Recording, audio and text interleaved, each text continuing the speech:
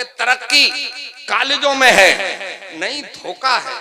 आप कहते हो तरक्की आपके डॉक्टर बनने में है, आप समझो धोखा है। हाँ, वो डॉक्टर मुझे कबूल है कि इधर जरूरत पड़ी तो इंजेक्शन भी लगाए, मगर जब अजान हो जाए तो अपने रब की बारगाह में मुसल्ला बिछाकर सर माबूदे हकीकी की बारगाह में रख दे। मुझे ऐसे डॉक्टर, मुझे ऐसे इंजीनियर की भी जरूरत है, मगर मेरे इस्लामी भाइयों, इन सब से ऊपर है अल्लाह का कलाम, है हमारे मदरसे। मेरे भाइयों, अब हम अपने ही लोगों से, जब अपने ही लोगों में हम देखते हैं तो अपने लोग जो कॉलेज में पढ़ाते हैं, जो बड़ी बड़ी डिग्रियां लेके आते हैं, वही हमें बोदला समझते हैं, वही हमें कमजोर समझने लगते हैं, वही मदरसों पे उंगलियां उठाते हैं, मौलवियों को कमतर समझते हैं। मेरे इस्लामी भाइयों, ये मौलवी जिसे तू कमतर समझता है, ये तेरे हर वक्त की जरूरत है, तेरे हर लम्हे की जरूरत है। जब पैदा बच्चा होता है तो कुरान वो अजान पढ़ने के लिए किसी डॉक्टर साहब को नहीं बुलाया जाता है, इंजीनियर साहब को नहीं बुलाया जाता है, मिनिस्टर साहब को नहीं बुलाया जाता है। अजान पढ़ने के लिए भी मदरसे के प्रोडक्ट को ही तो बुलाया जाता है। अजान पढ़ो, जवान होता है तो निकाबी मदरसे का प्रोडक्ट ही पढ़ाता है, और जब दुनिया का आखिरी सफर होता है तो नमाज जनाजा भी हाफिज कुरान आलिम दीन ही पढ़ाने के लिए आता है। बोलो, हमारे हर लम्हे की जरूरत है या नहीं है जरूरत मदरसा? मेरे भाइयों, मैं ये चाहता हूँ कि इसी मदरसे से मुंसलिक हो, यहीं एढ़ियां रख लो, इसी मदरसे में हाफिज कुरान भी बनना चाहिए। आपका साथ हो जाए तो ये मदरसा यूनिवर्सिटी की शक्ल इख्तियार करे, यहीं आलिम दीन भी बनाए जाएं, हाफिज कुरान भी बनाए जाएं, और यहीं डॉक्टर और इंजीनियर भी बनाए जाएं, ताकि वो ये साबित कर सके कि हम हाफिज कुरान भी हैं और अल्लाह के फजल से हम अच्छे डॉक्टर। नारे तकबीर, नारे रिसालत, जश्ने दस्तार बंदी, नारे तकबीर, नारे रिसालत।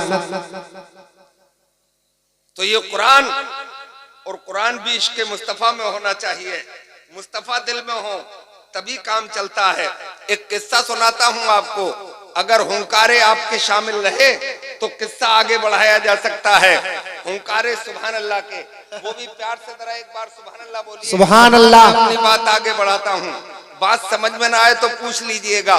एक बार अपने आका, पूरी कायनात के दाता जनाबे मोहम्मदुर रसूलुल्लाह सल्लल्लाहु ताला अलैहि वसल्लम ने अपने दुनियावी दो वजीरों में से वजीर दोयम यानी हजरत उमर फारूक आजम रज़ियल्लाहु ताला अन्हु को तलब फरमाया और इशारा करके बुलाया। हजरत उमर सरकार की बारगाह में हाजिर हुए, एक लम्हे के लिए सरकार के रूए ज़ेबा का दीदार फरमाया, फिर गर्दन झुकाई, फिर हाथ बांधे, अदब से सरकार की बारगाह में खड़े हो गए। आप ये जुमले सुन के हैरत में पड़ गए होंगे, इसलिए कि सरकार का वो रूए ज़ेबा, वो चेहरा पाक के ऐसा लगे कि उसमें सूरज गर्दिश करता हुआ नजर आ रहा हो। अगर 14वीं रात का चांद सरकार का रूए ज़ेबा देखे तो शर्मा जाए। ये छोटा जुमला बोला मैंने, सरकार का रूए ज़ेबा, उसका तो कोई तोड़, उसका तो कोई जवाब है ही नहीं कायनात में मेरे भाइयों। मगर इतना सुनो कि सरकार का तलवा अगर 14वीं रात का चांद देख ले तो शर्मा के तारा हो जाए, वो तलवा मुस्तफा का देखे तो शर्मा जाए, सुकड़े और तारा बन जाए। मगर हजरत उमर हैं, सरकार अलैहिस्सलातु वस्सलाम के चेहरे पाक को एक लम्हे के लिए देखते हैं, फिर गर्दन झुकाते हैं, अदब से हाथ बांध के सरकार की बारगाह में खड़े हो जाते हैं। आप सोच रहे होंगे कि अच्छी चीज को तो मुड़ मुड़ के देखा जाता है, टिकटिकी बांध के देखा जाता है, हुस्न देता है दावते जलवा, पर्दे उड़ उड़ के देखते हैं मुझे मेरे भाई। और वो तो ऐसा हुस्न कि जिसके बारे में आला हजरत अजीमुल बरकत ने यूं इरशाद फरमाया, वो कमाल हुस्न हुजूर है कि गुमान नफ्से जहां नहीं, यही फूल खार से दूर है, यही शम्मा है कि धुआं नहीं। वो मुस्तफा का रूए ज़ेबा। मगर हजरत उमर एक लम्हे के लिए और फिर गर्दन झुका लेते हैं। कोई लॉजिक होगा, कोई वजह तो होगी, कोई हिकमत तो होगी। अरे तुम कहते हो हिकमत, करोड़ों हिकमतें होती हैं बुजुर्गों के काम में, अल्लाह वालों के किसी भी अमल में। वो अलग बात है कि हमारी समझ में सब ना आए। अल्लाह जितनी तौफीक दे दे इतनी समझी जा सकती है। उसमें लॉजिक ये है कि आज भी अच्छी संस्कृति में पलने वाला बच्चा, अच्छे माहौल में, अच्छे माँ बाप के साये में पलने वाली औलाद बाप से नजरें मिला के बात नहीं करती है। अगर नजरें मिला के बात कर जाए तो समाज वाले कहते हैं कितना बेअदब है, कितना बेवकूफ है, कितना ठीक है कि बाप से भी नजरें मिला के बात कर रहा है। ये अदब किसने दिया है? ये अदब भी तो पैगंबर इस्लाम ने अता फरमाया है, मजहब इस्लाम ने अता फरमाया है। जिस मजहब में बाप का इतना अदब है, बताओ पैगंबर इस्लाम का कितना अदब होगा। और वो भी हजरत उमर जैसी पर्सनालिटी के लिए। मेरे भाइयों, हजरत उमर इसलिए गर्दन झुका के खड़े हैं क्योंकि सरकार ने बात करने के लिए बुलाया है।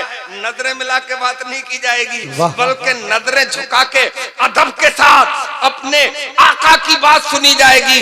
गर्दन झुका के खड़े हैं। मुस्तफा ने इरशाद फरमाया, उमर हमने तुम्हें एक खास बात करने के लिए बुलाया है। हजरत उमर ने अर्ज किया, रसूल अल्लाह हुक्म फरमाए। बोले उमर, एक दिन वो भी आएगा कि तुम्हारी रूह तुम्हारे कफस उनसरी से परवाज कर जाएगी, यानी जिस्म से निकल जाएगी। फिर तुम्हारे ही घर वाले, फिर तुम्हारे ही रिश्तेदार, फिर तुम्हारे ही अजीजो अकारिब, फिर तुम्हारे ही पड़ोसी तुम्हारे कपड़े उतार लेंगे।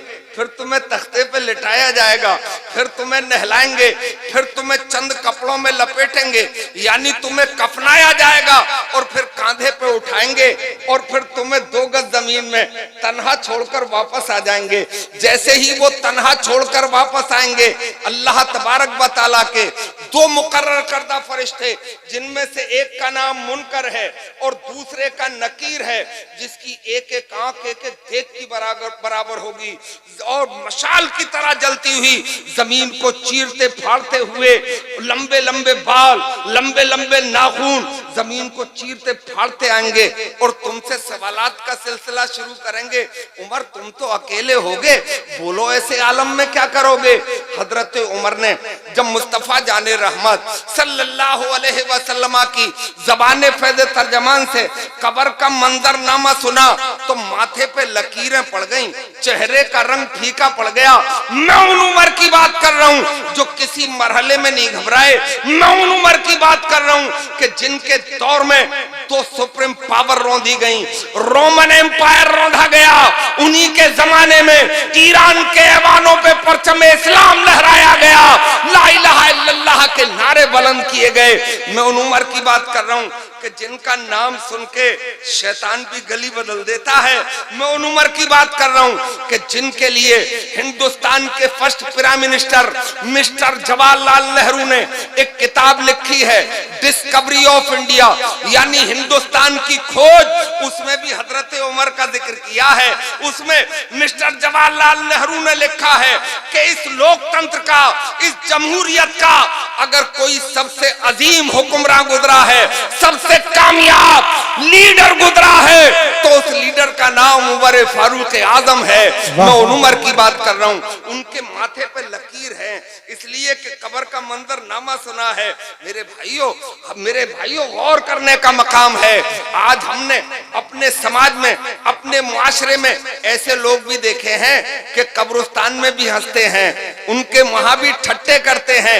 एक बार कब्र में झांक के देख लिया करो, एक बार गौर फिक्र कर लिया करो कि कोई बल्ब नजर आता है, कोई राड नजर आती है, कोई रकम की थैली नजर आती है, बताओ वहां कोई रियाल की गड्डी नजर आती है, वहां पानी नजर आता है, वहां कोई दीनार नजर आता है, वहां कुछ भी नजर नहीं आता है। इसलिए नजर नहीं आता कि वहां रियाल काम नहीं आएगा, वहां मेरे भाई डॉलर काम नहीं आएगा, वहां दीनार काम नहीं आएगा, वहां रुपया काम नहीं आएगा, वहां टका काम नहीं आएगा। वहां अगर काम आएगा, काम आएगा तो मुस्तफा जाने रहमत की मोहब्बत काम आएगी, कुरान की तिलावत काम आएगी, मस्जिद की 5 वक्ता नमाजें काम आएंगी, अपने माँ बाप का अदब काम आएगा, गुलामी मुस्तफा काम आएगा। नारे तकबीर, नारे रिसालत, मुफ्ती शकील साहिब किबला, नारे तकबीर, नारे रिसालत जिंदाबाद। और हजरात, मैं बताऊं आपको, जितने मराहिल से इंसान गुजरता है, जितने मराहिल हैं, 5 मराहिल से इंसान की जिंदगी गुजरती है, उन मराहिल में सबसे मुश्किल वक्त कब्र ही का है। एक मरहला वो है कि जब आप आलम अरवाह में थे, जिसे कुरान ने यौमे अलस्तो कहा है, जहां आपसे सवाल किया था हमारे परवरदिगार ने, अलस्तो बे रब्बिकुम, क्या मैं तुम्हारा रब नहीं हूं? सबने जवाब दिया था कालू वाला, इसका मतलब होश में थे। सवाल उससे किया जाता है जो होश में होता है, जो जानदार होता है। वहां का एक मरहला, दूसरा मरहला शिकम मादर का है, तीसरा मरहले में हम और आप लोग अब जिंदगी गुजार रहे हैं, चौथा मरहला कब्र का है, 5वां मरहला हश्र के मैदान का है। मेरे भाई, हश्र के मैदान में वो अलग बात है कि सूरज सवा नेज़े पर आ जाएगा, जमीन तांबे की हो जाएगी, अलतश के नारे होंगे, मगर अकेलापन नहीं होगा। कब्र में तो तन्हाई होगी ना, 2 गज जमीन होगी। हजरत उमर के माथे पे लकीरें हैं। मैं उन उमर की बात कर रहा हूं कि जब हजरत उमर ने कलमा पढ़ा था तो मक्के के हालात अच्छे नहीं थे, कोड़े बरसाए जाते थे, आग के अंगारों पे लटाया जाता था। मेरे भाई, चर्बी पिघल जाती थी, नेज़े और भालों से गोदा जाता था। इसका मतलब यह है कि इस दौर में भी कोई ये कह के नहीं निकल सकता कि मौलाना जरा बच के चलो, थोड़ा यू टर्न ले लो, इसलिए कि माहौल अच्छा नहीं है। अरे माहौल तो अपने लिए कभी भी अच्छा नहीं था। करबला में भी तो माहौल अच्छा नहीं था, मक्के में भी तो माहौल अच्छा नहीं था। बोलो माहौल कहां अच्छा था? कोड़े खाए जा रहे थे, आग के अंगारों पर लिटाए जा रहे थे, नेज़े और भालों से गोदे जा रहे थे। क्या वो दामने मुस्तफा छोड़ के चले गए थे? क्या मैदान छोड़ दिया था उन्होंने? क्या अबू जहल के साथ आ गए थे?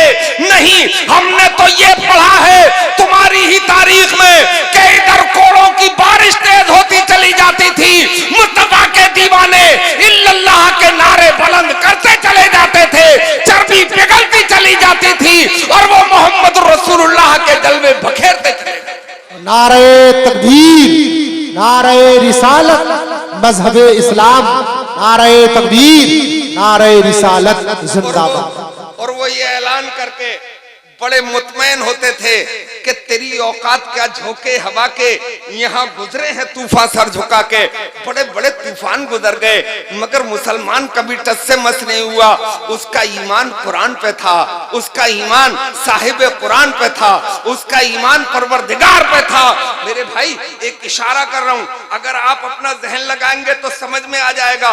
रास्ता एक था, हजरत मूसा अलैहिस्सलाम उससे दरिया पार कर गए थे, उसी रास्ते पे फिरौन चला था तो उसमें गर्क हो गया था। मकसद रास्ता नहीं है, मकसद तो अपने परवरदिगार पे यकीन है। मुस्तफा जाने रहमत की गुलामी तेरे दिल में होना चाहिए। रास्ता कितना ही खारदार क्यों ना हो, तू मैदान में निकल जाएगा, कामयाबी के झंडे तू ही गाड़ेगा। शर्त यह है कि हाथ में दामन मुस्तफा होना। वाह वाह वाह, बहुत अच्छा, बहुत खूब। तो जब हजरत उमर ने कलमा पढ़ा, हालात बड़े नाजुक, छुप के नमाजें पढ़ी जा रही थी और छुप के कुरान की तिलावत हो रही थी। ये 2 नमाजें जिनमें सिर्री तिलावत होती है, यानी आहिस्ता आहिस्ता, उसी दौर से तो शुरू हुई। यानी कि जोहर में जहरी तिलावत नहीं की जाएगी, असर में नहीं की जाएगी। वजह यह थी कि मक्के के मुशरिकीन मारे तताड़े फिरते रहते थे, तलाश करते फिरते रहते थे कि जहां कुरान की आवाज सुनो वहां पत्थर मारो, उन्हें पकड़ो, उन पर कोड़े बरसाओ, आग के अंगारों पर लिटाओ। फिर भी न माने तो उन्हें नेज़े और भालों से गोद दो, फांसी पर चढ़ा दो। ये आलम था। मुस्तफा ने इरशाद फरमाया, इन वक्तों में नमाज तो अदा करना है, मगर कुरान की तिलावत आहिस्ता आहिस्ता कर लिया करो, मगरिब में जहरी करो, इसलिए कि वो शराब के नशे में धुत हो जाते हैं, इशा में भी रहते हैं और फजर में उठ नहीं पाते हैं। तो यहाँ जहरी तिलावत हो जाएगी। अब हजरत हजरत उमर जब मुस्तफा के दामन पाक से वाबस्ता हुए, जोहर की नमाज में शिरकत फरमाई तो कुरान आहिस्ता से पढ़ा गया। जब नमाज मुकम्मल हुई तो अर्ज किया, या रसूल अल्लाह, क्या हम हक पर नहीं है? मुस्तफा ने इरशाद फरमाया, उमर ये अपनी टोली जो है ना यही हक पर है। तो हजरत उमर ने अर्ज किया, रसूल अल्लाह, जब हम हक पर हैं तो ये छुप के नमाजें क्यों हो रही हैं? ये आहिस्ता आहिस्ता कुरान की तिलावत क्यों हो रही है? अब ये छुप के कुछ भी नहीं होगा। अब अरब के दबंग ने कलमा पढ़ लिया है, अब मक्के का सूरमा आपका गुलाम बन गया है। अब छुप के कुछ भी नहीं होगा। खाना काबा की सफील से इल्लल्लाह के नारे गूंजेंगे, वहीं कुरान की तिलावत की जाएगी, वहीं अज़ानें पढ़ी जाएंगी। मैं तन्हा अबू जहल से निमट लूंगा और उसकी टोली से भी निमट लूंगा। मगर कब्र का मंजरनामा सुना है तो माथे पे लकीरें हैं, चेहरे का रंग बदला हुआ है। मगर हजरात थोड़ी देर ही गुजरी थी इस तफक्कुर में, अब चेहरे का रंग वापस आया, माथे की लकीरें गायब हो गईं। अर्ज किया, रसूल अल्लाह, मैं कुछ अर्ज करूं? इसकी वजह जानते हो? इसकी वजह यह है कि सोहबत मुस्तफा जाने रहमत की थी। सोहबत इंसान को निखार देती है, सोहबत ही इंसान को बिगाड़ देती है। आज भी हमारे समाज में ये नौजवान, ये फ्रेंडशिप बहुत चल रही है, इनकी दोस्तियां बहुत चल रही हैं। इनकी दोस्ती हो गई थोड़ी सी, थोड़े ताल्लुकात हुए। अब वो पहले बैठक में आया, फिर अंदर गया, फिर चौके तक पहुंचा और फिर मामला उसने बिगाड़ना शुरू कर दिया। और जब मामला बिगड़ा तो फिर माथा पीटता है कि हाय रे क्या हुआ। अब आप नौजवान ये कहेंगे, ये मौलाना अजीब बुलाया, ये हमारे दोस्तों पे आक्रमण कर रहा है, ये दोस्तों पे हमला कर रहा है। मेरा दोस्त तो बहुत अच्छा है, मैं मानता हूं तेरा दोस्त दूध का धुला है, मगर शैतान तो बिल्कुल अच्छा नहीं है। यार क्या जरूरी है अंदर ले जाना, जब इस्लाम ने इजाजत ही नहीं दी है तो फिर इस्लाम की खिलाफ वर्जी का नतीजा तो बुरा ही आता है। और शैतान तो इंसान का खुला हुआ दुश्मन है। नारे तकबीर, नारे रिसालत, खतीबे हिंदुस्तान, नारे तकबीर, नारे रिसालत जिंदाबाद। दोस्ती हजारों से हो, बहुत अच्छा, बहुत अच्छा, मगर दरवाजे तक हो। बेशक हक है। बहुत दूर से आया है तो सिर्फ ड्राइंग रूम तक हो, यानी बैठक तक, बेडरूम तक न हो, है? मामला बिगड़ जाएगा। और बिगड़ा, बोलो क्या करूं? अगर दिल थामो तो सुनो, सिर्फ जिला बरेली में, मुझे पता नहीं है आपके यहाँ का, 3 महीने में 1000 लड़कियां आपके घर की दूसरों के साथ भाग गई। अल्लाह अकबर, अल्लाह अकबर। बोलो छत से गिर जाऊं? क्या करूं? हक है? हक है। आपको दर्द ना उठता हो, मुझे तो दर्द उठता है। वजह आपके घर के माहौल में, हक, बेशक बेशक। वजह इसलिए बिगड़े कि आपके घर में कुरान की तालीम नहीं है। इस्लाम ने तो सगे चचेरे तेरे ममेरे फुपेरे, मुराहिक बच्चा, और वो भी दोनों लड़के बालिग नहीं हुए अभी, मुराहिक है। बालिग का मतलब होता है जब बच्चा पैदा करने की हैसियत पैदा हो जाए। मुराहिक वो होता है कि लड़के को लड़की अच्छी लगने लगे और लड़की को लड़का अच्छा लगने लगे, वो मुराहिक की मंजिल होती है। बेशक बेशक बेशक। समझ लो, एक चारपाई पे एक चादर में सोने की इजाजत नहीं दी। हक है, हक है, बेशक। क्यों? इसलिए कि एहतियात जरूरी है। एहतियात नहीं होगी तो घर का माहौल दरम बरम हो जाएगा। ये किसी कॉलेज में नहीं मिलेगा। मैं किसी कॉलेज का प्रोडक्ट नहीं हूँ, मैं मदरसे का प्रोडक्ट हूँ। और सच वही है जो मुस्तफा ने फरमाया है, सच वो नहीं है जो आपके कॉलेज के किसी प्रोफेसर ने कहा। हक है, बेशक। क्या बात, बहुत खूब, जिंदाबाद। 3 महीने का नतीजा है। और एक बात और बताऊंगा, 1 साल पहले महाराष्ट्र का शहर है पूना, वहां से मेरे पास एक फोन आया कि मौलाना साहब गजब हो गया। जी। मैंने कहा भाई क्या हो गया? बोले साहब हमारे यहाँ एक महीने में 5000 मुस्लिम लड़कियों ने गैर मुस्लिम लड़कों के साथ शादी करने की दरखास्त डीएम के यहाँ दे दी। अल्लाहु अकबर, अल्लाहु अकबर। है? इस घर को आग लग गई, घर के चिराग से। बेशक। है? बना लो इंजीनियर, बना लो डॉक्टर, हाँ बनाओ, बुराई नहीं है, तालीम को मैं नहीं रोक रहा हूं, मगर इदारे अपने होने चाहिए। हाँ?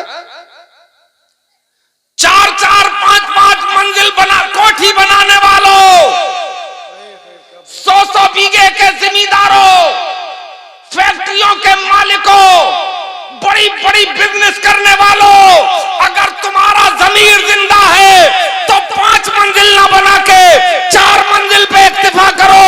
1 मंजिल का खर्चा अपने कॉलेज में लगा दो, अपनी यूनिवर्सिटियों में लगा दो, 10 बीघे जमीन बेच के अपनी बेटियों को पढ़ाने के लिए इदारे कायम कर लो, तभी इज्जत बच सकती है। अदरवाइज आपकी इज्जत पे डाका पड़ने वाला है और पड़ रहा है। अल्लाहु अकबर, क्या बात, बहुत खूब। बहुत जरूरी है। और देखो जब तक हम नहीं सुधरेंगे तो दूसरे पर दोष देने की क्या जरूरत है। ना इधर उधर की तू बात कर, ये बता के काफिला क्यों लुटा, मुझे रहजनों से गरज नहीं, तेरी रहबरी का सवाल है। वाह वाह वाह,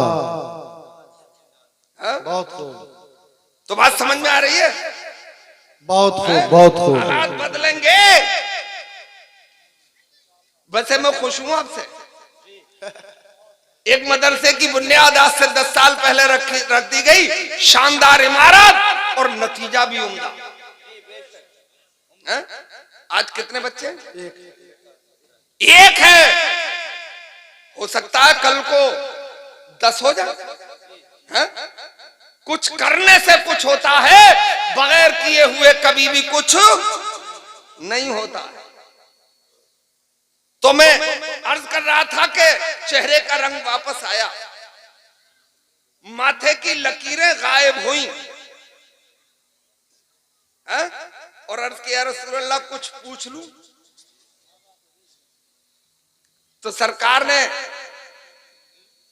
इन्हें बच्चों को जरा कूट लियो।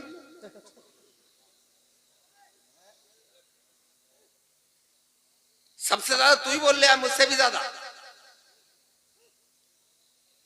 सुभान अल्लाह बोलिए आप। सुभान अल्लाह।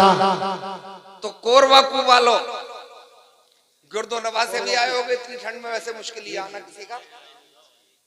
अब ख्याल रखना, इतनी ठंड में अगर रखो तो मदरसे के हाथे में रखना। मगर यार मैं गलत बोल रहा हूं, इस्लामी गर्मी के सामने दुनिया की कोई ठंड न कभी टिकी थी और न इंशाअल्लाह टिकेगी। वाह या रसूल अल्लाह। ईमानी हरारत हो तो समंदर थरथरा उठता है, ईमानी हरारत हो तो रेगदारों पर कश्तियां चलती हैं। इसीलिए मैं कहता हूं कि आपके चाउमीन में कुछ भी नहीं है, आपके बर्गर में भी दम नहीं है, आपके काजुओं, पिस्ताओं, बादामों, अखरोट में भी कुछ नहीं है, आपके चिकनों, मटन में भी दम नहीं है। आप कहोगे चिकन तो खिलाया फिर भी ऐसा बोलता है, मगर सच्ची बात है दम नहीं है, खोखला है। आपके बादाम में, अखरोट में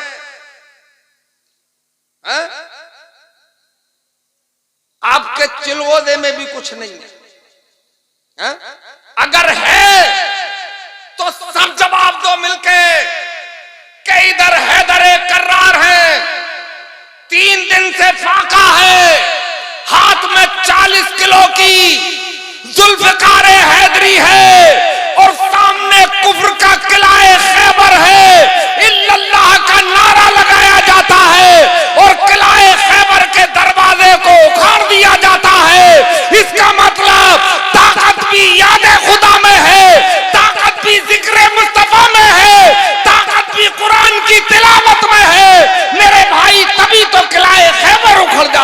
नारे तकबीर, नारे रिसालत, मुफ्ती शकील साहिब किबला, नारे तकबीर, नारे रिसालत जिंदाबाद। एक बार हजरत अली अखरोट तोड़ रहे थे, टूट नहीं रहा था। किसी से साथी ने कहा हजरत, बहुत खूब, जिंदाबाद जिंदाबाद, बहुत खूब। किसी साथी ने कहा हजरत ये अखरोट और वो बाबे खैबर, आपने जलाल में इरशाद फरमाया दूसरा कोई खैबर हो तो लिया फिर तोड़ दूंगा। बोले हजरत ये फिर अखरोट, अरे बोले पगले इस पे हाथ की ताकत का इस्तेमाल कर रहा हूं, और जब कोई खैबर सामने आएगा तो फिर यादे खुदा की ताकत का इस्तेमाल होगा, फिर गुलामी मुस्तफा की ताकत का इस्तेमाल होगा, और दुनिया की कोई ताकत गुलामाने मुस्तफा के सामने कभी टिक ही नहीं सकती। वाह वाह वाह, जिंदाबाद, बहुत खूब, बहुत खूब, माशाल्लाह, बहुत अच्छा। अर्ज की सरकार एक बात पूछूं, भूल गए देखो है? अब अपने भूलने की भी आदत बहुत है। एक बार दुरूद शरीफ पढ़ लो तो याद आ जाएगा। अल्लाहुम्मा सल्ली अला सय्यिदिना मौलाना अल्लाहु मुहम्मद अला नबील उम्मील करीम। मोहम्मद मादनिल जूदी वल करम। कब बात पूछूं? हजरत उमर ने अर्ज किया रसूल अल्लाह कुछ अर्ज करूं। सरकार ने फरमाया उमर बोलो। बोले सरकार जैसे जब मुझे मेरे घर वाले, मेरे पड़ोसी, मेरे रिश्तेदार, मेरे अजीज व अकारिब मुझे कब्र में तन्हा छोड़कर वापस आ जाएंगे तो मेरा दिल मेरे पास होगा। सरकार ने मुस्कुरा के इरशाद फरमाया उमर बड़ी अजीब सी बात पूछ रहे हो। बोले सरकार जैसे कहां जाएं, कोई अपना मावा है, कोई अपना मलजा है, कोई अपना दाता है, कोई अपना आका है, सब कुछ तो आप है। हमें तो जो थॉट आती है, जो सोच पैदा होती है, आपकी बारगाह में अर्ज कर देते हैं, सही होता है तो फौरन जवाब मिलता है, और कुछ गलत पूछ लेते हैं तो उसे आप करेक्ट करते हैं और जवाब मिल जाता है। वाह वाह वाह, ये वो बारगाह है इसमें ना है ही नहीं है? अरबी में जिसे ला कहते हैं ला है ही नहीं। आला हजरत ने तो इसी की तर्जमानी की है, वाह क्या जूदो करम है शहे फथा तेरा, और नहीं सुनता ही नहीं मांगने वाला तेरा। आए हाय वाह वाह। सरकार मुस्कुराए तो ऐसे कहो कि यूं मुस्कुराए जानसी कलियों में पड़ आए हाय वाह वाह वाह। यूं लब कुशा हुए कि गुलिस्तान बना दिया। अरे अब तो उनके अनुयायी हैं, हम तो उनके नाम लेवा, मुकम्मल उनकी तारीफ कौन करे? सिर्फ रब करे है? मगर अपना भी तो दिल बहलाना है, अपने दिल को भी तो सुकून पहुंचाना है। भाई मैं तो ये कह के सुकून पहुंचाता हूं, बाकी तुम जानो कि कोई हद है उनके उरूज की। आए हाय वाह वाह। कोई हद है उनके उरूज की। बलालुला में कमाल ही कशफत दुजा में जमाल ही हसनत जमीओ खिसाल ही सल्लू अलैहि वाले। वाह सुभान अल्लाह। और मुस्कुरा के इरशाद फरमाया उमर बात तो अजीब पूछी तुमने, मगर जवाब सुनो। क्या बात, सुभान अल्लाह। जिस्म का कोई अंग, जिस्म का कोई पार्ट, जिस्म का कोई हिस्सा, जिस्म का कोई उज़्व नहीं बदला जाएगा, और दिल भी तो जिस्म का एक पार्ट ही है, एक हिस्सा है, एक जुज़ है, नहीं बदला जाएगा। तो हजरत उमर ने अर्ज किया रसूल अल्लाह फिर मेरी कब्र में अंधेरा नहीं होगा। सुभान अल्लाह।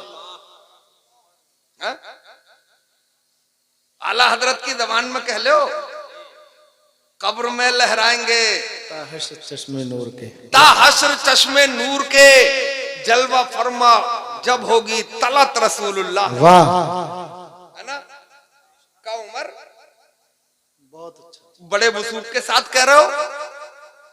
बोले सरकार अपने बलबूते पे कुछ नहीं कह रहा हूं। ये जुमले सुनो जरा, मेरी तरफ देखो जी। आंखें कुछ छोटी है आपकी, बंद कर रहे हो। खूब देख रहे हैं। अच्छा आंखें भी कुदरत की बड़ी नेमत है। छोटी कितनी बड़ी, छोटी कितनी हो मगर देखती पूरा है ना। उसकी कुदरत का कोई ठिकाना है ना। तो हजरात ये जुमले सुनो। सरकार ने फरमाया कि उमर कब्र में अंधेरा नहीं होगा, मुनकर नकीर के सवालात के जवाबात में दिक्कत नहीं होगी। बड़े वसूख के साथ कह रहे हो। बोले सरकार अपने बलबूते पे कुछ नहीं कह रहा हूं। बोले मतलब? बोले इसी दिल के बलबूते पे कह रहा हूं। बोले मतलब? बोले मतलब ये है कि इस दिल में आपकी मोहब्बत का चिराग रोशन है। वाह। और सरकार जिस दिल में आप रहते हैं वो दिल दुनिया में भी कभी बेचैन नहीं होता है। और जब वो कब्र की मंजिल में पहुंचेगा तो उसकी कब्र को जन्नत का बागीचा बना दिया जाएगा। फिर मुनकर नकीर के सवालात के जवाबात में कोई दिक्कत नहीं होगी। और जब वो हश्र के मैदान में पहुंचेगा तो उसके हाथ में जन्नत का टिकट अता कर। हाय नारे तकबीर, नारे रिसालत, जश्न दस्तार बंदी, नारे तकबीर, नारे रिसालत जिंदाबाद। ये सबक कहां से मिलता है? मदरसे से। कॉलेज में तो ट्विंकल ट्विंकल लिटिल स्टार मिलता है ना। केमिस्ट्री के फार्मूले मिलते हैं कि पानी का फार्मूला क्या उसी फार्मूले में टकरा। किसकी चीरा फाड़ी कैसे की जाएगी। मगर ये चीरा फाड़ी भी सुनो बड़े बड़े सर्जनों, ये भी कुरान की देन है। मास्टर ऑफ मेडिसिन, दवाओं के मास्टरों सुनो, ये भी कुरान की देन है। दुनिया में जितने इंजीनियर हैं ये भी कुरान की देन है। सुनो कैसे। एक बुजुर्ग हमारे यहाँ अबू अली सीना, बुखारा के रहने वाले, बोलो बुखारा, यहाँ के इमाम बुखारी, सुभान अल्लाह, जिन्होंने बुखारी शरीफ लिखी। कुरान के बाद सबसे बड़ा मर्तबा किताबों में उसका है ना। उन्होंने एक किताब लिखी अल कानून। क्या नाम था उस राइटर का? अबू अली सीना। उन्होंने किताब लिखी अल कानून। उसके 2 जुज हैं। एक जुज है मेडिकल साइंस पर, दूसरा जुज है इंजीनियरिंग साइंस पर। आप चले जाइए अमेरिका, अमेरिका की राजधानी वाशिंगटन है, वहां की राजधानी के मेजर हॉस्पिटल में जाइए, उसके मेन गेट पे लिखा है ऊपर अल कानून, नीचे लिखा है अबू अली सीना। वाह वाह वाह। तो पहला जुज मेडिकल साइंस पर, उनसे जब तक वो किताब नहीं लिखी गई दुनिया में एक भी डॉक्टर नहीं था। हकीम थे, डॉक्टर नहीं था, दुनिया में एक इंजीनियर नहीं था। कुरान पर